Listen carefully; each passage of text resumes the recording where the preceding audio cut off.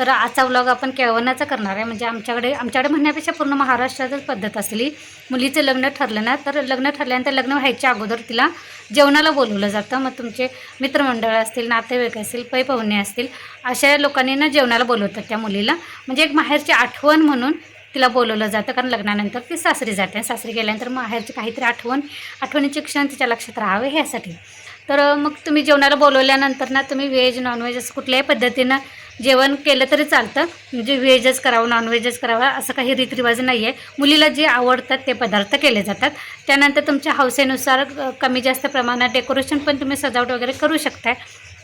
ते तुमच्या आवडीनुसार असतं. मग तिला काही गिफ्ट्स पण आणले जातात, तेही दिले जातात, जेणेकरून ती लग्न झाल्यानंतर सासरी ते घेऊन जाईल. तर आज आपल्याकडे केळवण आहे. माझ्या मैत्रिणीच्या मुलीचं लग्न ठरलेलं आहे, तर तिला आपण जेवणासाठी आपल्या घरी बोलवलेलं आहे. तर तिच्यासाठी मी अगदी साध्या सोप्या पद्धतीनंच सजावट केलेली आहे. त्यांचं जेवण काय काय केलेलं आहे तेही दाखवणार आहे. त्यासोबतच आता केळवणीचा व्लॉग पण तुम्ही पूर्णपणे नक्की बघा. हॅलो नमस्कार, मी प्रतिभा तुम्हाला सर्वांचं स्वागत करते आपल्या चॅनेलवर, ज्याचं नाव आहे ब्लॉगर परी. तर आजचा दिवस तुम्हाला खूप छान सुंदर जाऊन तुमच्या मनातील सर्व इच्छा पूर्ण होत. तर आता वाजलेले संध्याकाळचे किती वाजले पिल्या? 6:15 झालेले आहे ना. आता मी संध्याकाळच्या ब्लॉगला सुरुवात करते. तर इथं कधी मी आज माझ्या घरी केळवणचं जेवण करणार आहे. त्यासाठीची तयारी तुम्हाला दाखवते. इथं माझी डाळ झालेली आहे, त्यानंतर भात झालेला आहे.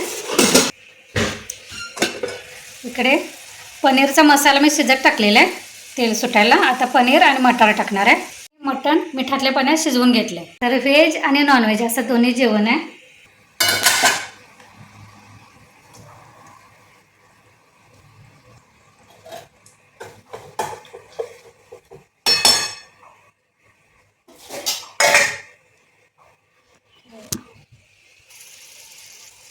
असं मस्तपैकी तरी सुटल्यानंतर कधी ते मी फ्रोझनचं मटार टाकलेलं आहे.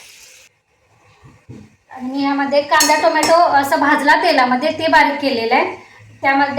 त्यानंतर तेल, त्यानंतर त्यामध्ये मोहरी जिरा टाकलं, कस्तुरी मेथी टाकली, कांदा उभा चिरलेला टाकला, टोमॅटो टाकला, आलं लसणाची पेस्ट टाकली, धन्याची जिराची पावडर टाकली, त्यानंतर गरम मसाला टाकला, थोडीशी कस्तुरी मेथी, साखर, मीठ आणि घरगुती लाल तिखट आणि हे काश्मीरी लाल मिरची पावडर हे टाकलं आणि चांगलं तेल सुटेपर्यंत भाजून घेतलं. त्यानंतर त्यामध्ये त्याच तेलामध्ये मी काजू टाकले होते, तेलामध्ये थोडंसं असं फ्राय होण्यासाठी.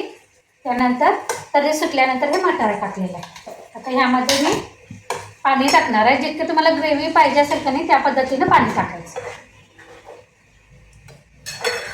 एकदा कधी असं चाखून बघायचं, तुम्हाला तिखट मीठ पाहिजे असेल तर अजून टाकलं तरी चालतं. मी थोडंसं असं झणझणीतच केलेलं आहे. पाणी टाकलेलं. आता ह्यामध्ये मी पनीरचे तुकडे टाकले.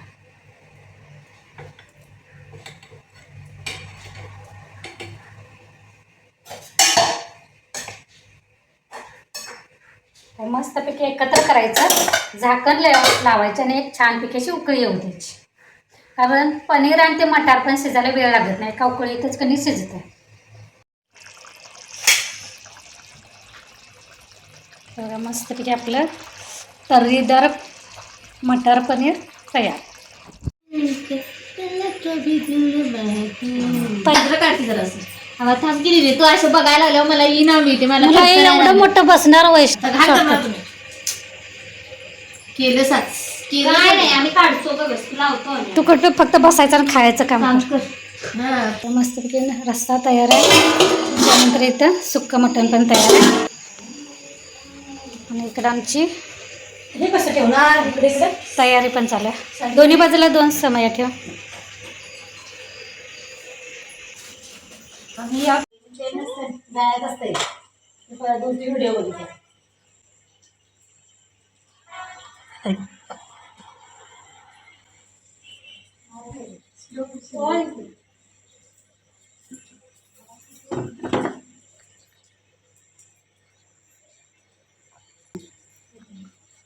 इकडे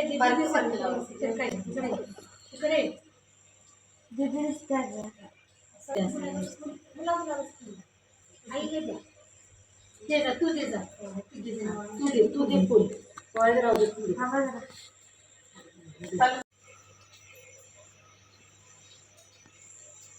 द्यायचं काय पाणी वाढली.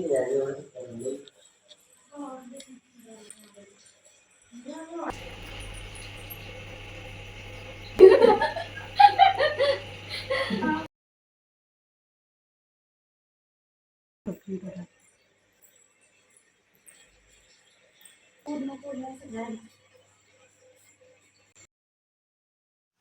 हे बघा अशा पद्धतीने फक्त फुलांचं डेकोरेशन केलं होतं, कारण आम्हाला फक्त फुलंच भेटली होती. मला ते नावाचं पण पाहिजे होतं, पण आमचं कसं गावभाग असल्यामुळं कधी तसं काय इतकं मिळत नाही, कारण इतकं काय कोणी करत नाही. त्यामुळे त्यासाठी कधी कोल्हापूरला जावं लागतं, आणि कोल्हापूरला असं जर कार्यक्रम करायचा असेल कधी तर 8-15 दिवस अगोदर नियोजन लावावं लागतं, म्हणजे कोल्हापूरवरून साहित्य आणलं जातं.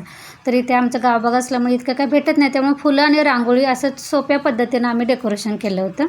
मी संध्याकाळच्या वेळेस केळवण करते, तर तुम्हाला ही सोपी अशी सजावट कशी वाटली ते नक्की सांगा.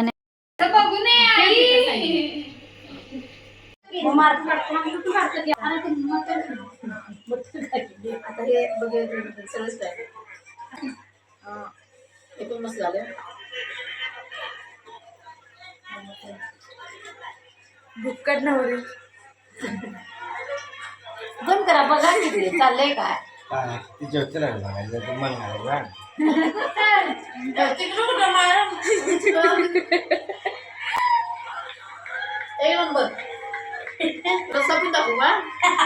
नको असलं काय नवरा काय म्हणेल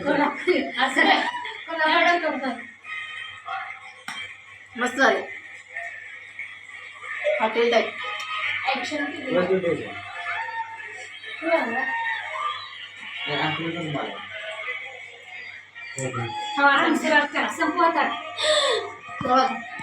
चिकन. आणि इथे मी अजून एक जोडी बोलवली होती, म्हणजे आमच्याकडे कसं नवीन लग्न झालेल्या नवरा नवरींना ना जेवणासाठी बोलवलं जातं. त्यानिमित्तानं नव्या नवरीची आपल्याला ओळख पण होते असं. तर ह्या नवरा नवरींना मी 5-6 महिने यांचं लग्न पण झालं, पण मला बोलवायलाच नव्हतं जमलं होतं. तर आज मी ह्या केळवणासोबतच त्यांना पण जेवण केलं होतं. असं व्हेज आणि नॉनव्हेज दोन्ही प्रकारचे जेवण होतं. आणि हे सगळं जेवण वगैरे आवरायला हा कार्यक्रम मला 10:30 वाजले होते. चला तर ह्यासोबतच आजचा व्लॉग पण इथेच बंद करते. तर तुम्हाला आजचं केळवण आणि जेवणाचा हा कार्यक्रम कसा वाटला नक्की सांगा. आजचा व्लॉग देखील तुम्हाला कसा वाटला तेही सांगा. चार्ली कसं आमचं चार्ली टी व्ही बघायला लागलास? बरोबर 10:30 वाजलेले. जेवायला बोलवलेले पण जेवण सगळे जिकडे तिकडे त्यांच्या घरी गेलेले. चला तर आता आपला ब्लॉग पण माझा इथेच बंद करते. पुन्हा भेटू नवीन ब्लॉगमध्ये. तोपर्यंत धन्यवाद.